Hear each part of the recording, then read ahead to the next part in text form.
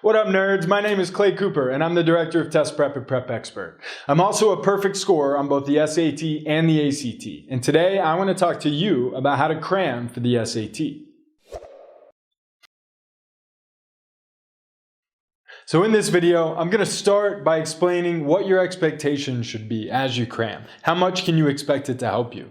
Then I'll move on to the procedure that you should use as you cram, which is going to consist of 3 steps that I'll explain one by one. So let me answer a question before we get started. As I cram for the SAT, how much should I expect it to help? Can cramming really raise my score significantly? Unfortunately, the bad news is no, it can't. You shouldn't expect cramming to really change your score a lot. If you want to change your score a lot on the SAT, you're going to have to put forth a sustained effort over a longer period of time than just cramming. Most of our students here at Prep Expert spend at least a month or 2 studying for the test. Our typical course is 6 weeks long. A lot of our students spend a lot longer than that. And those are the students that really see their scores increase. Students who work really hard for a really long time. So just be aware as you listen to me explain how to go about cramming that even the best cramming, if it doesn't go on for very long, can't raise your score too much. It can absolutely help your score some though. So listen closely as I explain how to cram so you can make sure that you maximize whatever time you have left between now and your test.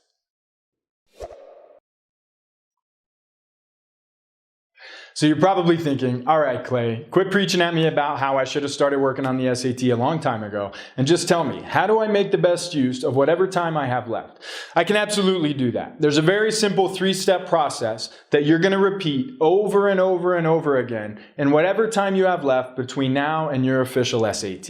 Whether that be a day, a week, 2 weeks, whatever, you should repeat these 3 steps as often as you can between now and your test. So the 3 steps are to test, analyze your test results, and then learn what you need to learn to get better at the SAT. So let me start by breaking down this first step, testing. So what this step means is that you should be taking realistic past SATs as practice tests. So the College Board, the company that makes the SAT, has published a number of past official SATs online that you can use as practice tests. They're very similar to whatever SAT you're going to end up taking. There's not a lot that changes in the SAT from test to test. So by taking a real past practice test, you can get a set of very realistic results. Once you have those results, we'll be ready for step 2. But when you take these practice tests, it's really important that you take them realistically. Here's what I mean. You want to mimic as closely as you can the actual experience of taking the real SAT. So you want to time yourself very strictly. Do not give yourself extra time in any section. If you do that, you'll be setting yourself up for failure. If you can, print the test out and take it on paper like you will on test day. Try and take it in a quiet environment if you can find one. Whatever you can do to make sure that your practice tests are as realistic as possible will help you. Once you have your set of practice test results, we're going to move on into step 2, which is analyzing those results. Step 2, analyzing your results. So we took a practice test. We've got a set of realistic results that show us what we're good at and what we're bad at. Our job in step 2 is to really zero in on the things that need work. So when you took the practice test, you got a score, you have a record of the questions you got right and the questions you got wrong. The score isn't really that important at this point, nor are even the questions that you got right. What you want to focus on is what questions did you get wrong? Specifically, you want to look really closely at your practice test results and see if you can find any patterns to the questions you're getting wrong. Let me explain what I mean by that. I might want to take a look at my practice test results and I look at, say, the writing section. And within the writing section, I try and see if there's any theme to the questions I'm missing. Maybe I miss all or most questions that involve semicolons. If I determine that, that is really valuable information. That tells me what I can work on to raise my score. So step 2 is all about zeroing in and taking a really specific look at what you are bad at within each section on the SAT. Again, if I'm bad at semicolons, I'm going to use that information in step 3. But again, as you analyze your test results, make sure that you get really specific, list the top 2 or 3 things that you need to work on within each section, and that'll prepare us to learn what we need to learn. Now we've arrived at step 3. So I took a practice test and got a set of realistic results. Then I analyzed those results really closely in step 2 to see as specifically as I can what I am bad at within each section. Now that I know what I am comparatively weak on within each section, I can go out and learn what I need to learn to get better at the SAT. I've identified the areas where I can pick up points. Now I want to go out and pick up those points.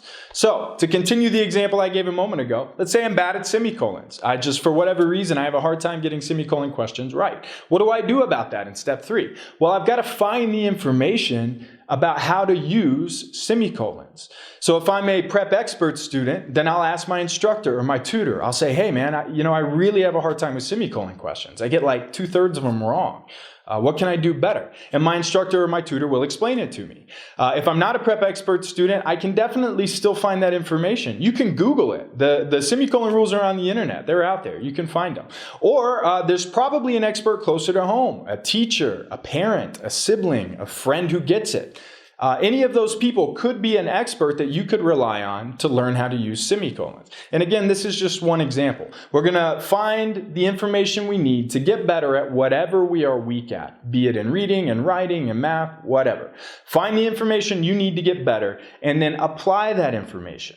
Practice the questions that you're weak on. Again, the College Board has published 8 old SATs. Whatever topic is your weakest, there's plenty of old practice tests out there for you to practice on and get better at that topic.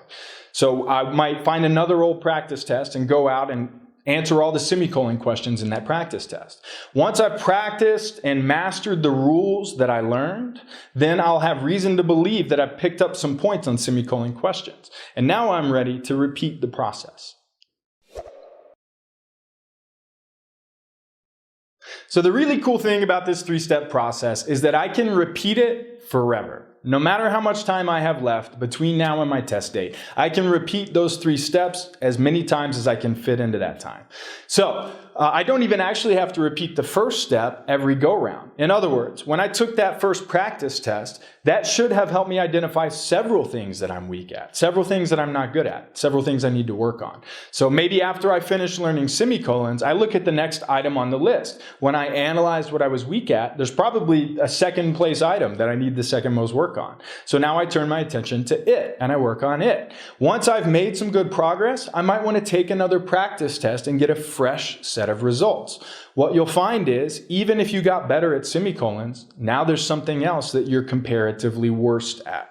So we turn our attention to that and make sure that we set out to learn the rules governing whatever else we need to learn.